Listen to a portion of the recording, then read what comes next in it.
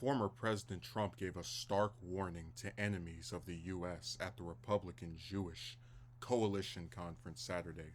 If you spill a drop of American blood, we will spill a gallon of yours, the former president said during remarks. Trump spoke at length about the ongoing Israel Hamas conflict, which is escalating as Israel expanded its ground operation into the Gaza Strip Saturday. Concerns about civilians in Gaza who have already been struggling with Israeli airstrikes and blackouts, among other difficulties, and what could happen to them amid the Israeli incursion into Gaza have been heightened. We have set two goals for this war: to eliminate Hamas by destroying its military and governing abilities, and to do everything possible to bring our captives home. All Hamas terrorists are dead men walking above ground, below ground, outside Gaza, Israeli Prime Minister Benjamin Netanyahu said in a speech earlier this week.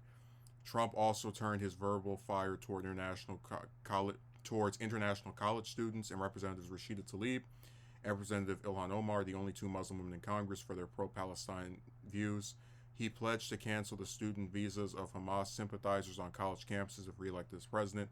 I will cancel the student visas of Hamas sympathizers on college campuses, Trump said. The college campuses are being taken over. The United Nations Secretary General called for a ceasefire in the conflict Saturday over the humanitarian concerns in Gaza.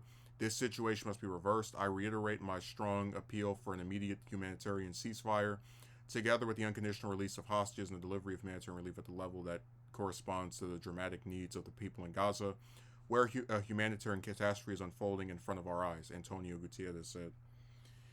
If only they listened to Antonio. I've also said before I support a ceasefire, even though we're probably not going to get one. But isn't it interesting that the same president who mind you, when the North Korea peace summit happened, there were members of his party. What's her name from Tennessee? Marsha Blackburn nominated him for to get a Nobel Peace Prize. This supposed Nobel Peace Prize deserving former president says, if you spill a drop of American blood, we will spill a gallon of yours. That's the type of rhetoric used by someone that should get a peace prize. And it's like, it's one thing when you say, okay,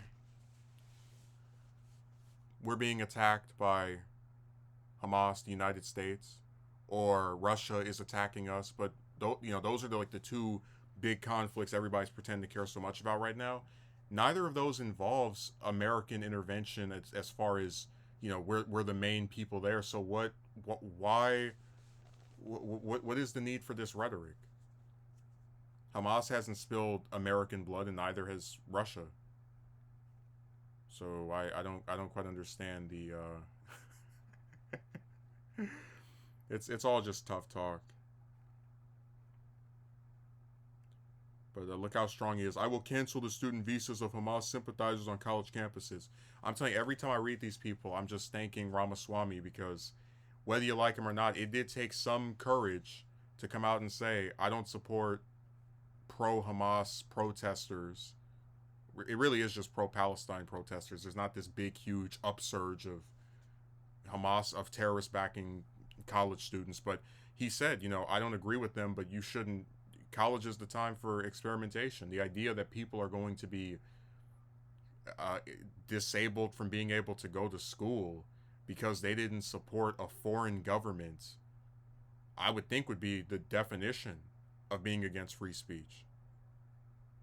Like I said, if Trump gets banned on Twitter, they took my free speech, they are censoring me. If he bans people from attending school over here because they're not pro-Israel, the crickets, the conservatives don't say anything. There's no commentary about the violation of free speech that occurred here. Because like I said, I don't back Hamas. I back Palestine, and I do condemn their attack on innocent Israeli civilians, referring to Hamas. But if someone wants to go and say this attack was bad, but you should also remember that Israel has done a lot of things as well that shouldn't be glossed over by our politicians, I'm not going to tell them they're wrong, or that I don't agree with, or even like the pro-Israel students. You would never see me say, if I had the power to do it, let's kick them out, because again, it's literal anti-free speech, and it tells you that, as I said before, they value these foreign governments more than their own people. Because trust me, if they could, they would deport American-born citizens over not backing the Israeli government. You can see that in the way that they put up. We had a whole story about a billionaire who had a truck. There was a truck that had the name of students that signed up a pro Hamas letter. So all this pro free speech stuff is really funny when you consider their own rhetoric, but also it's really comedic to watch Trump talk about wanting to spill blood, and then in the next breath you'll have his sycophants talking about he was the peace president who didn't get us into any wars. I saw Larry Elder say that. It's like, did you forget that he killed Iran's general Soleimani? That we were actually afraid we were going to have a, if not a third world war, then certainly some kind of major conflict.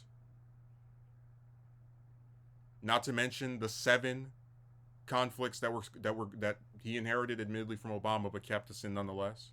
So these people believe whatever they want. To hell with reality.